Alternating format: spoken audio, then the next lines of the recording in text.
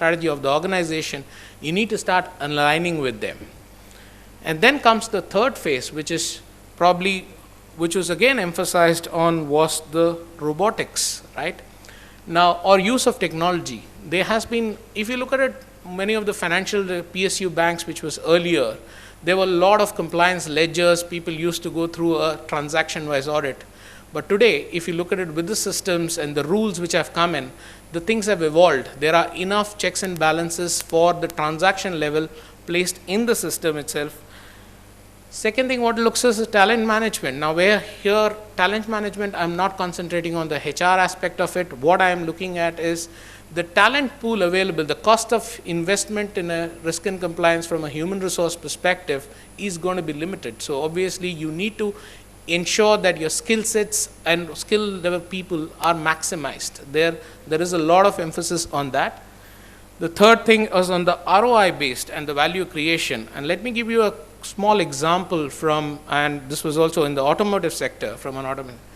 Ford Icon probably was the car which was launched in India some time back, right? And for Ford, it was a successful running model across the globe for Ford. It was launched in India. It didn't do too well. So the first thing, the primary acquisitions made was bad customer network. Second thing was high cost of maintenance and a heavy vehicle to drive. It was really heavy. So when actually the Ford Fiesta was launched, which is basically on the same platform which was relaunched from that perspective, the first task which was done by the product team was have set of Indian engineers work on the entire product design and challenge every aspect of the data failure points. And there was almost close to 6 Excel sheets of risks which were created from that, which actually led to the change in the product design, and it was probably the most successful Ford model which was launched in India. So that is where the entire value creation concept comes in. Now, if you look at the first three, it goes with the operations. Now, you need to have a superimposing thought at the bottom is something called a predictive analytics. For that, what you do is basically look at which are your focused KRI points. When I say key risk indicators, do see what could go wrong in the future and work on that so that you can evolve with your business as to what can be changed.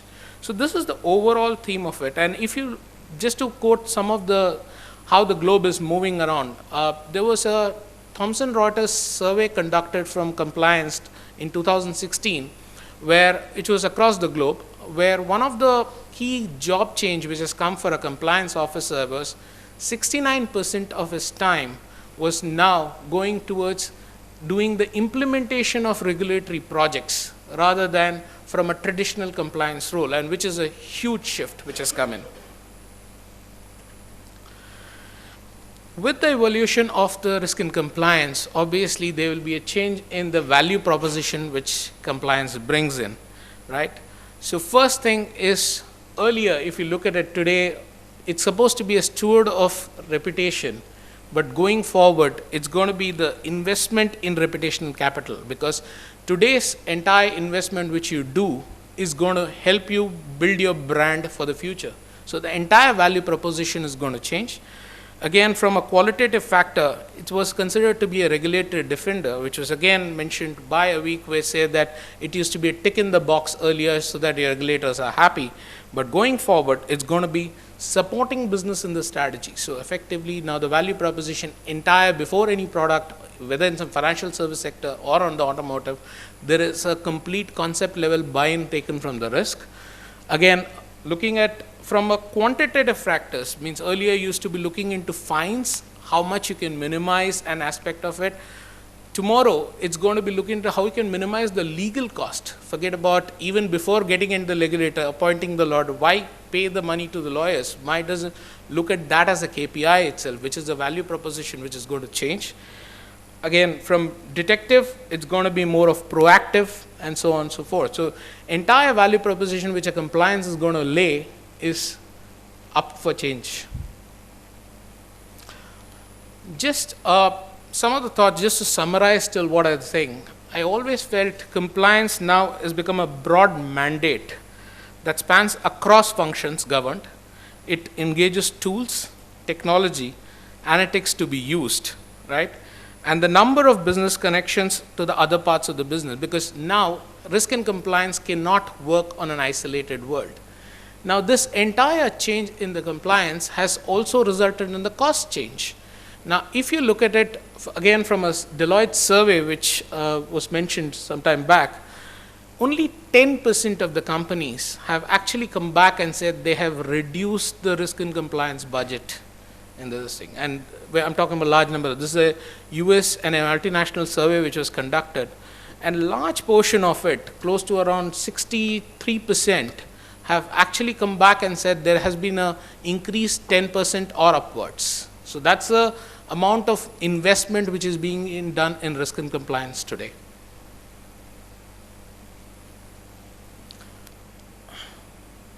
Sorry.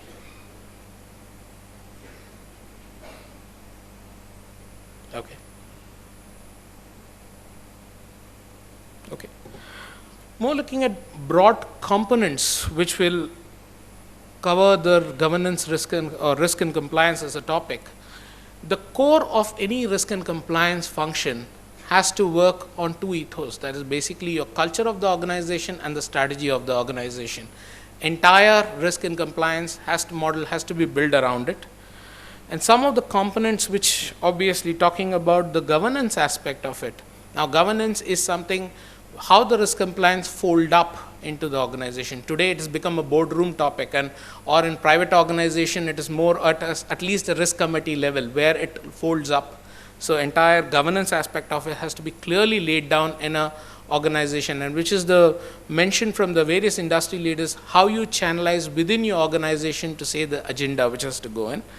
Second, it talks about the regulatory interaction and coordination. When I say regulatory interaction, there has to be clear protocols laid down from how entire risk mitigation or aspect of responding to particular risk has to be clearly laid down from a regulatory and organization. The escalation metric. So now, if a risk is beyond the threshold of how do you who's your go-to person? Who is going to react?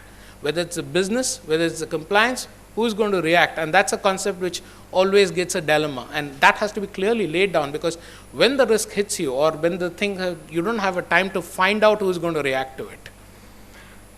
The fourth element is the communication. Very, very important, because in your organization going forward, you need to tell them what exactly is the role of risk and compliance. It's there to partner with it. It's not there as a gatekeeper, it's there to partner. And that's a communication which has to be there. Very critical element is the data measurement, because if you want to get into analytics aspect of it, you need to have clearly laid down aspects which are what you're going to measure. Unless you know what are your key risk factors today, how you're going to measure your data points around it. And this is where, when you do the ERP configuration, or you want to go back to your ERP and look at it, how I can capture all the data points to actually analyze my risk indicators. And that's a very key aspect of it.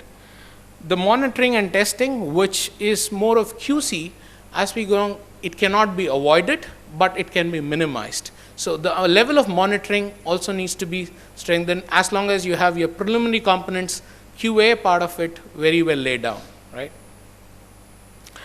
The overarching of the entire concept is the policies, how you're going to run the procedures, entire has to be laid down. Obviously, with your key enablers being your people, your process, your technology, and the analytics, without which four elements you will not be able to cover the entire aspect. Now, before I sum it up in terms of the last, right, this is something which I really liked as a quote, which was again from a survey which was done. A fully evolved compliance is based on all hands risk intelligence, basically to say that, do I cover all aspects of the organization? Do I understand all my risk indicators and the intelligence about it? The analysis, more forward-looking insights that expand modernization mandate into strategy and culture, as well as daily operations. So with the strategy and operations, you also need to look at your daily operations aspect element of it. Thank you so much.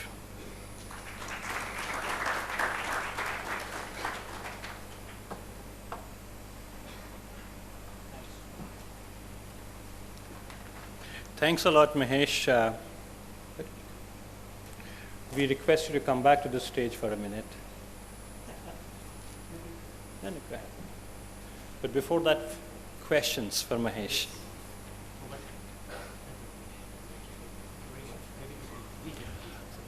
I have a question for you before you. Yeah, go ahead. So Mahesh, I think you laid out the template of the so-called perfect risk program really well, given that we allowed you only 20 minutes on the stage. But by your experience, because you've got experience across the world, we were talking about the lunch table as well, how do you see this pan out in an Indian context versus a global context? I know each of these contexts can be extremely granular, but if you were to, if I were to tell you that, please summarize some kind of a score or maturity, if not score, Indian versus global context, how would you